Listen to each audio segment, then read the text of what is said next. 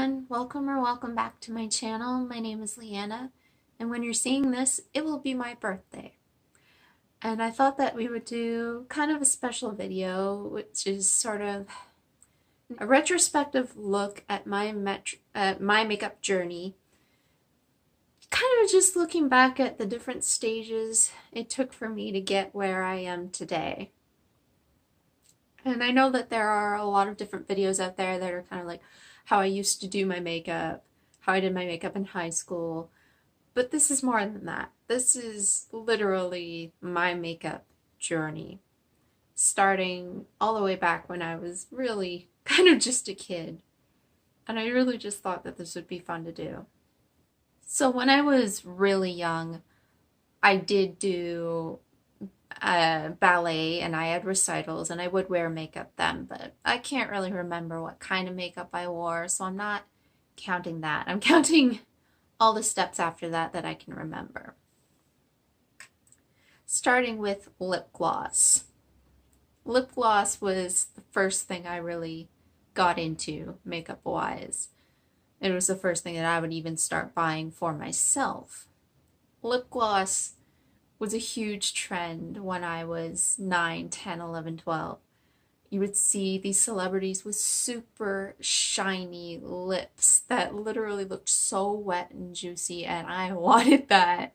So anytime I would go to a store, whether it was like an Ardene's or, just anywhere really, I wanted a lip gloss. And we would order lip gloss from Yves Rocher.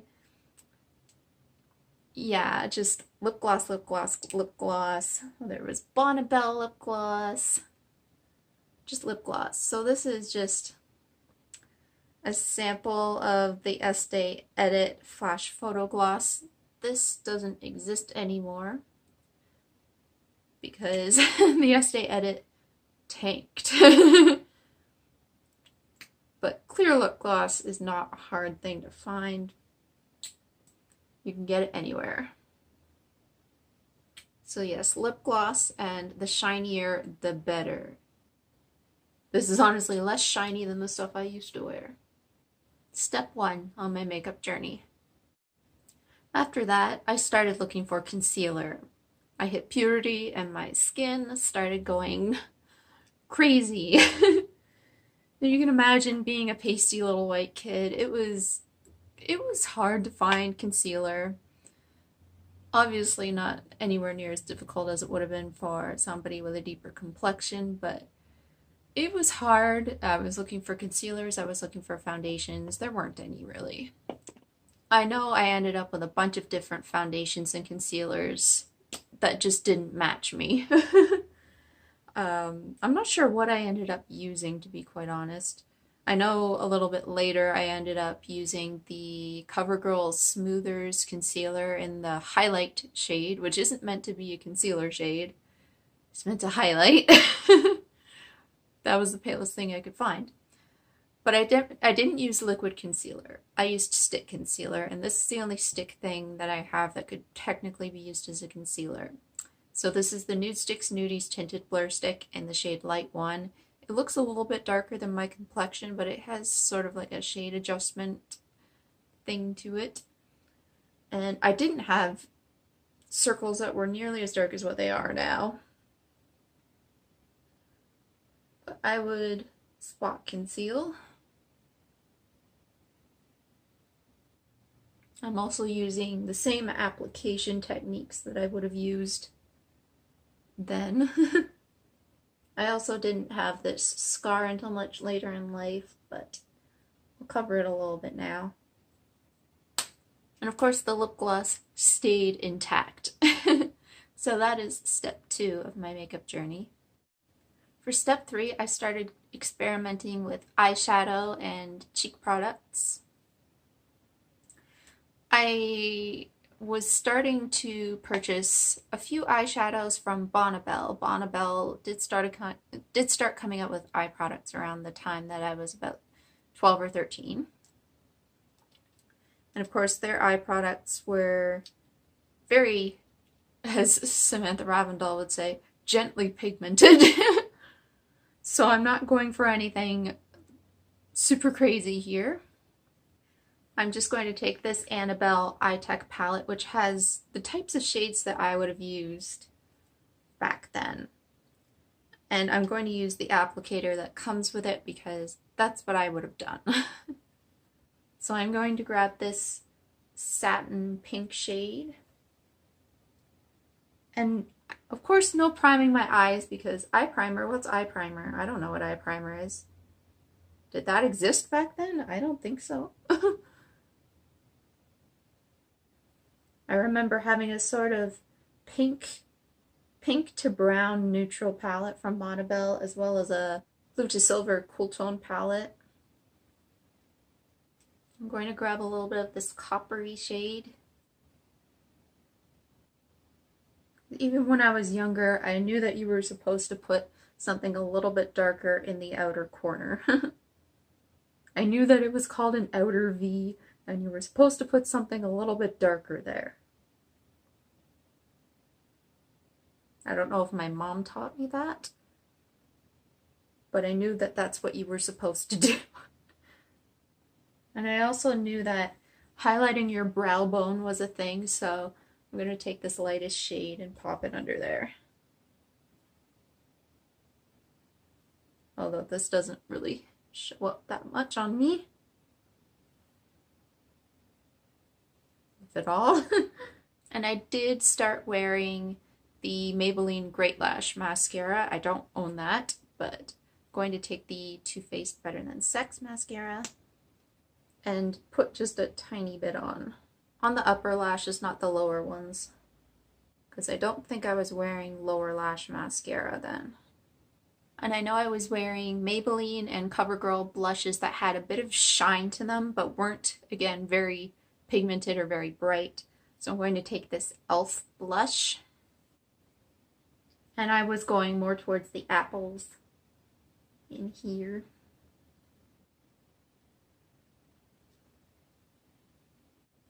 And that's step 3 of my makeup journey. And so now we enter the emo phase. Cue the slideshow. I had crazy hair, I had facial piercings, I was doing my eyeshadow in a number of different ways, including a few styles that I, looking back on it now, would consider to be drag inspired. Although I would not have known what the drag community was at the time, really. I was not that knowledgeable on such things at the time. But yeah, things got interesting. So there are a few looks that stand out in my mind when I look back at that period of time, particularly this blue look here, which is not something I would ever wear now because blue is not my color. But I remember I even did this look on my best friend. Do you remember, Caitlin? Do you remember me doing this on you? Maybe you do, maybe you don't. So we're just gonna just go for it. I'm gonna take this blue here. And I'm not sure what I would have used to apply it at the time. I may have used a sponge tip. Don't really have a sponge tip on me at the moment. So I'm just going to use a very small flat brush and just start packing things on.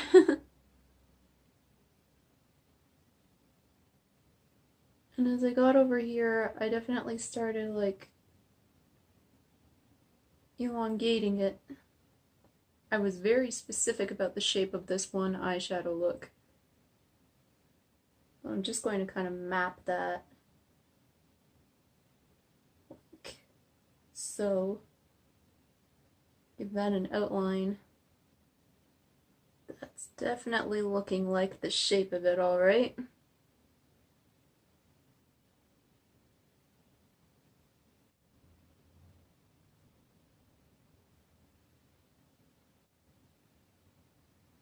So I don't know what the hell happened, but it stopped recording for no reason, and I'm finished now. And frankly, I don't want to have to refilm the whole thing, and I'm really sorry about that. It's just that I am really busy. I have a lot of stuff to do. I have a lot going on right now, and I have a lot of other stuff to film. So you saw me applying the eyeshadow. What comes after that is lots and lots of eyeliner, because what I liked to do back then was not only use liquid eyeliner on my lash line, but I liked to rim my entire eyes with black. So I would go in and make that little triangular, almost like cat eye shape on the inner corner, and then rim my entire lash line underneath as well. Now usually underneath it would be with black pencil.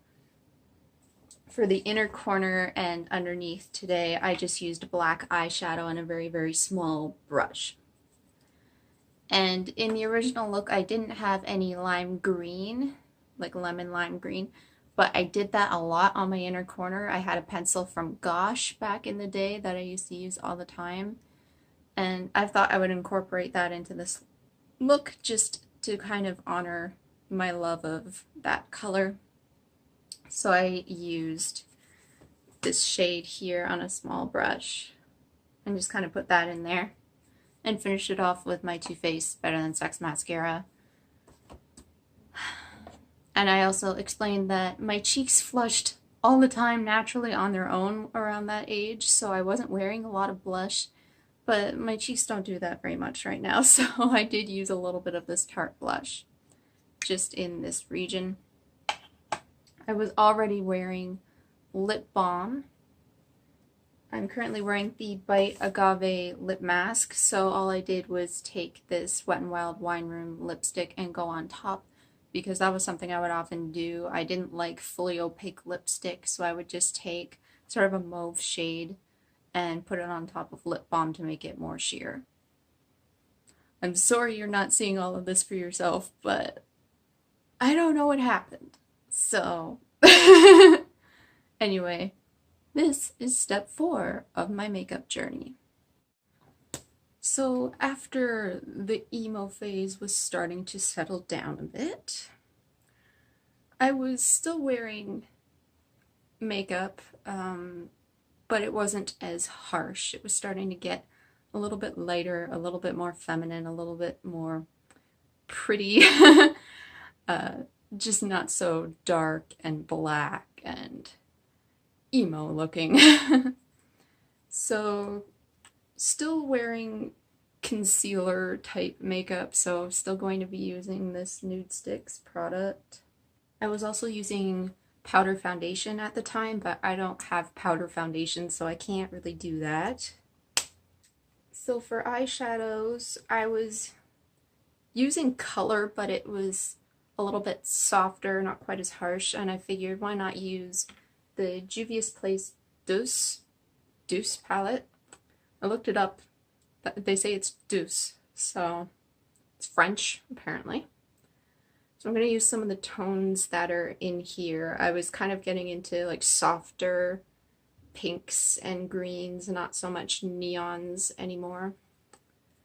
And this is a beautiful palette, isn't it? I love it. Do you want a full review on this? Because I can definitely make that happen. Or like a 3 looks 1 palette type of thing. So I'm just going to take Creme.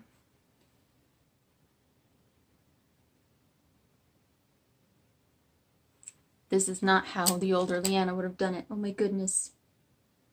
I'm doing it wrong. Okay. Let's start over. I'm like, this is how current Liana does it, not old Liana. Okay, I'm taking it more on a flat brush. And I would have swiped it rather than patted it like I do now. This might have a little bit of extra pigment on it, I'm not sure. and I wouldn't have known to blend up into the crease area at the time. I was the type of person who only put eyeshadow on the lid area. I didn't know I was supposed to really blend it up higher than that, so it's hard to be historically accurate. I think I'm going to put that all over each lid, actually. And back then I may have gotten to a point where I would have just gone in with my fingers, because I wasn't too much of a brush person. I didn't own many, and I often just kind of went in with my fingers. I'm going to take puffs. Still using my finger, I'm just going to put that in this area here, including the inner corner.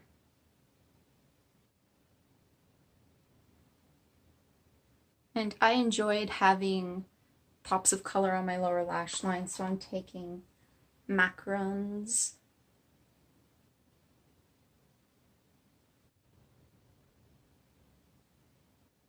And I think more than likely I would have put a little bit of brown on my upper lash line.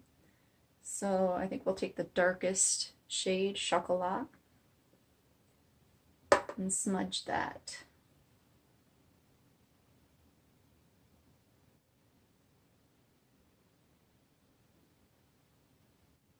I'm still going to use the Too Faced Better Than Sex mascara. I was really into this one Wet n Wild mascara that had a curved wand, kind of like the Benefit Roller Lash wand, because it made my lashes really, really curly. That was my favorite mascara when I was a teen. Don't know what it was called. That was back when Zellers existed, and they sold Wet n Wild there. And I think at this point I was wearing lower lash mascara. So for cheeks, I was so into having the glowiest cheeks I could possibly have. So back in the day, there were these products that you could get that weren't necessarily highlighters, but they were really glowy face products. Wet n Wild used to have a Mega Glow line that was like this big round cheek product that was a cream, and it was like a Mega Glow cream cheek product. Anyway, so I would put my blush on, and then I would like cake my cheeks in this glowy cream, or there was an Annabelle powder that was like really, really glowy as well. So this e.l.f. blush already has some glow to it, and then I'm going to put a highlighter on top of that.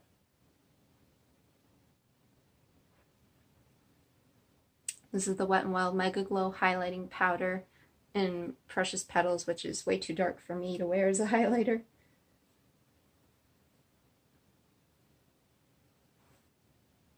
But put it on top of the blush and it just makes your cheeks glow. I was also into like tinted lip products, tinted lip gloss, and I figure I would have worn something like this. This is the NYC Showtime Lip Balm in Modern Coral.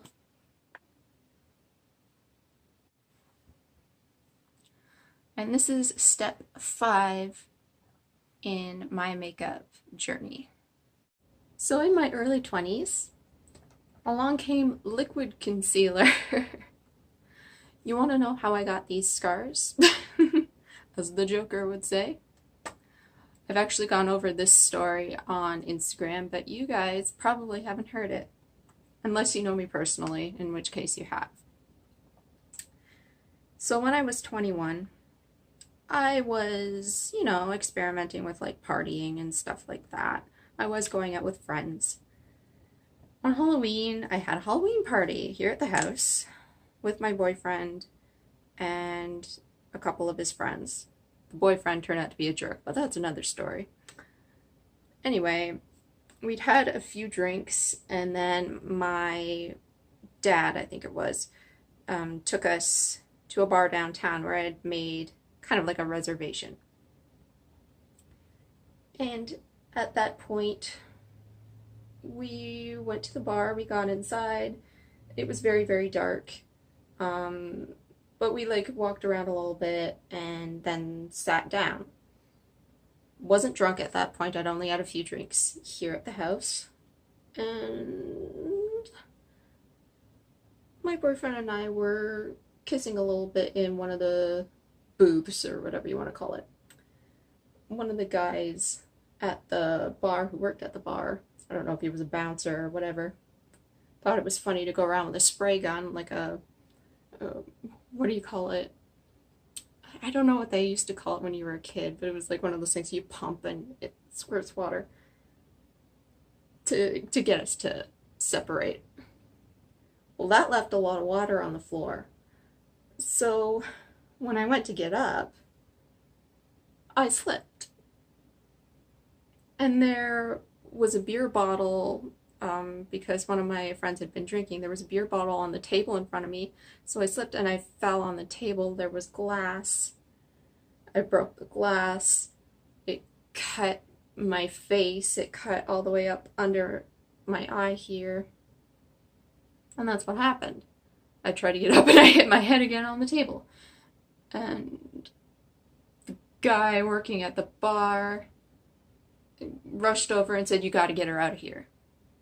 Instead of trying to help. That's what happened. And there happened to be paramedics nearby, luckily, but they didn't offer to take me to the hospital for whatever reason, even though I was very disoriented and my face was gushing blood. So we had to call my parents and have them take us to the ER. My boyfriend stayed with me at the time. He didn't leave, which I will give him that. He was good enough to stick around. And I ended up with 9 stitches down my cheek, 2 under the eye, which they told me I was very lucky not to have broken my orbital bone. Very lucky not to have broken my nose, but to be honest, I think I did a little bit because it leans very slightly one way now, and this area is more curved than what it used to be, and it also feels a little bit weird to touch it now, like nerve damage or something.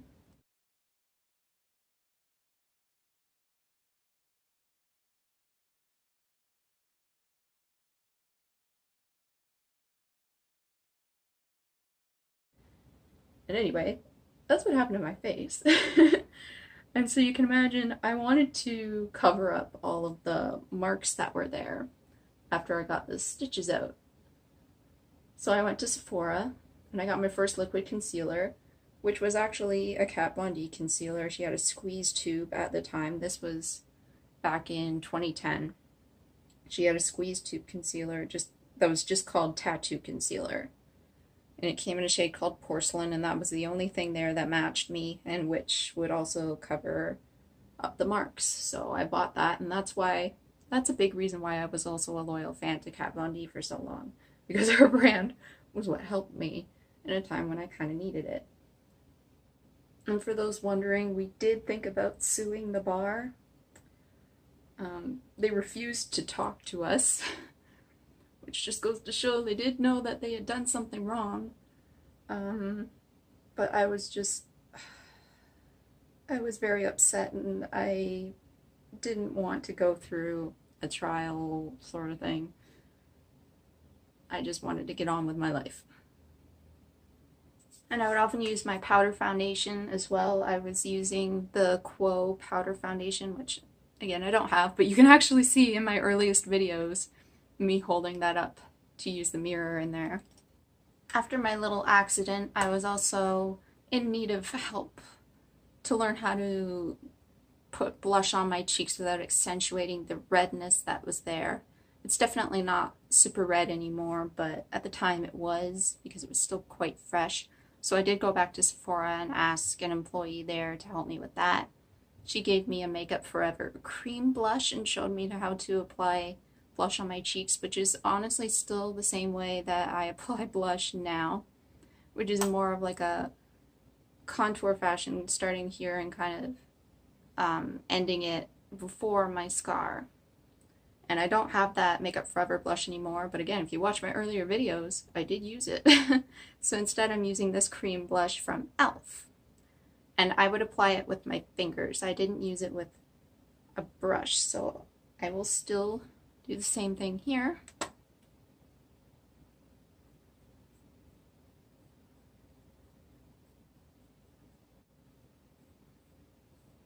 And this is honestly just a really flattering way to wear blush for my face shape anyway, I find, so I don't really miss wearing blush on the apples of my cheeks so much anyway.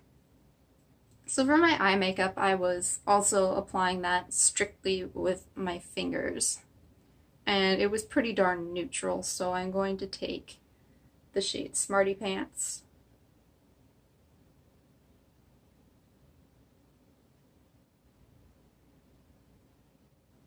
I'm taking the shade Funny Girl on the inner corner. I also really enjoyed pops of blue on the lower lash line, so I'm taking this Makeup Forever Aqua XL pencil, deluxe size.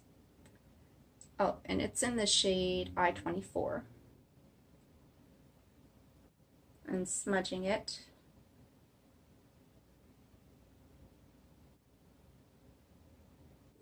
Taking a little bit of Too Faced Better Than Sex mascara. For lips, you would often catch me wearing a sheer pink lipstick or lip gloss. I actually had a sample of this exact lip gloss from either a Point Perk or a birthday gift from Sephora, which prompted me to then go out and buy the full size. So this is the Ultra Shine Lip Gel in Pinup Pink from the Sephora brand. And this is step 6 in my makeup journey. And then I got very sick, and of course, when you don't feel well, it shows. And I didn't really want to wear makeup. Most of the time, I wouldn't wear makeup. So this is step 7 on my makeup journey. Step 8 is very similar to step 6, which is why I have everything still intact on my face, but we're just going to tweak it a little bit. So step 8 is after being sick and out of the loop from makeup, I'm coming back into it. In 2016, I started getting back into makeup again. Slowly but surely. And I did, in fact, start watching beauty YouTube in around, like May, June, July of 2016. And I bought this very palette for myself as a reintroduction to makeup. And I started filling in my brows, so let's start doing that. I know what you're thinking. You didn't start doing your brows until 2016, but yeah, really, I didn't. And the first brow product I used was definitely a pencil, so we'll take this Annabelle Skinny Brow Liner in Universal Dark. It's okay that the color is a little bit off because the first pencil I bought was from Rimmel, and that was way too warm for me as well. And I was watching tutorials, so I did know that you were supposed to go lighter at the front. So I'm just filling them in basically the same way I would now. Disregard the fact that I spoolied my brows. I would have used the spoolie at the end of the product, even though this one sucks because it's like a weird little comb.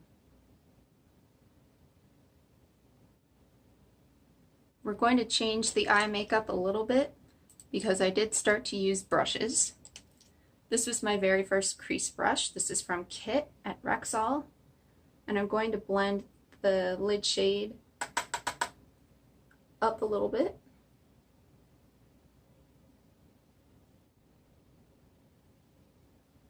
If the edges aren't perfect, that's okay because my blending wasn't perfect either. It still isn't, but you know. And I loved doing halo eyes. That was like the first style that I really felt like, okay, this is new to me, but I can do this. So I'm also going to take that shade Funny Girl and pop it in the center of my lid. And I'm using that shade Wet.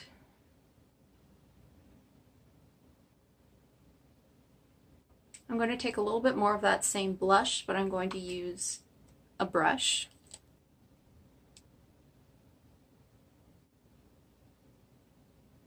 And this is step 8 of my makeup journey.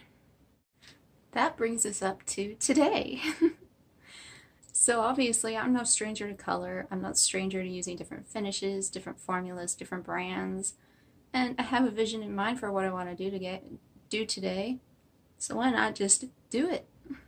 I'm going to take the Tarte Brighter Days Highlighting Moisturizer and put that all over my face. I'm wearing 2 bracelets, so if the rattling bothers you, I'm sorry, but I wanted to wear bracelets. I'm mixing 2 lighter coverage but dewy foundations. This is the Bisutang Water Me Please Aqua Luster Concealer Roller BB Cream in the shade 21, and the Ordinary Serum Foundation 1.0 N, which is too dark and too yellow, but this is the right shade, just too pink, or right shade depth, I should say. And I'm blending that in with a sponge. I think I might have got the color right first try. I'm taking my No Cosmetics No Dark Shadows.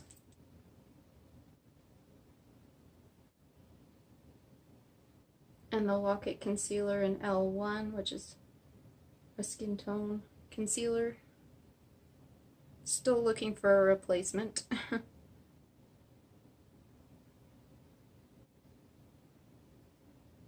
I'm also spot concealing. I'm going to take the e.l.f. HD powder in sheer to set my face. I'm only setting the areas that I know I really need to, otherwise there's no point. My favorite way to do my brows is using this shade here from the Tartelette In Bloom palette.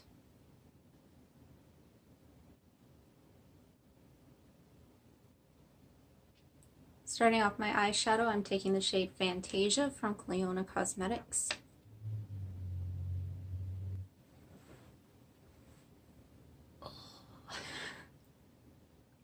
You can see I've put that in my crease and also slightly elongated it out to the side, kind of following the arch of my brow. I'm taking the shade African Amethyst from Igneous Cosmetics. And I'm going to put this on the lid here and also make sure to sweep it out a bit on the corner, like that. And forming a halo eye.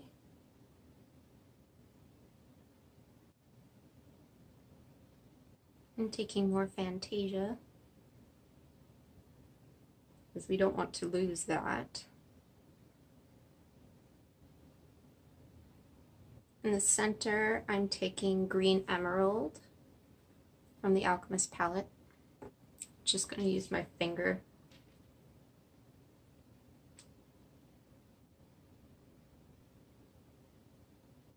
I'm going to start mimicking that on the lower lash line.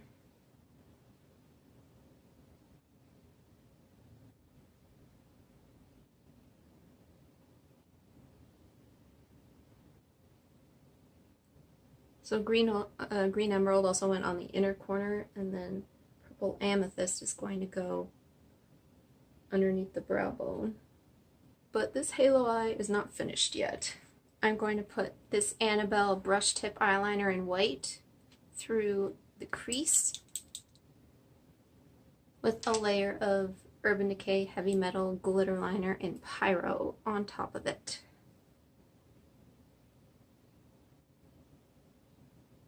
To finish things off, I'm taking the Too Faced Better Than Sex mascara.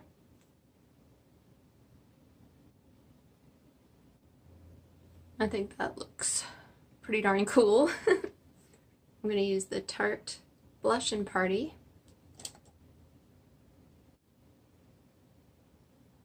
I'm using Ultraviolet Amethyst as a highlight.